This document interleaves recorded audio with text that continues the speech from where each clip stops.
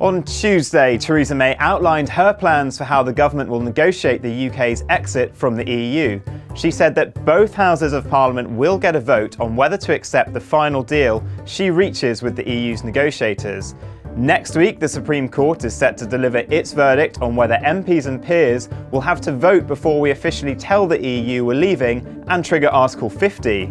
The government has 2 years from that moment to negotiate a deal with the EU and get Parliament to agree to it as well. So what happens if Parliament says no to the final deal? Here's Claire Milne from Full Fact to explain. There are 4 possibilities. First, the government could go back to the EU and ask for more time to negotiate. All other 27 countries in the EU will have to agree. The second thing that could happen is that the government could go back to the EU and ask them if we can forget about Brexit altogether.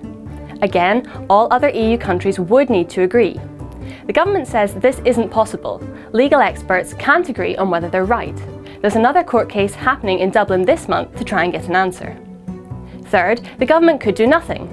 Nobody knows quite what this would look like, but we would be leaving the EU without a deal on things like EU migrants and our outstanding bills to the EU. The way we do business and trade with the EU could also change completely overnight. Last, it's been suggested we could have a second referendum on the deal itself. That's one for the political pundits to debate. Now, the likelihood is that would need to happen pretty quickly before we hit the 2-year deadline.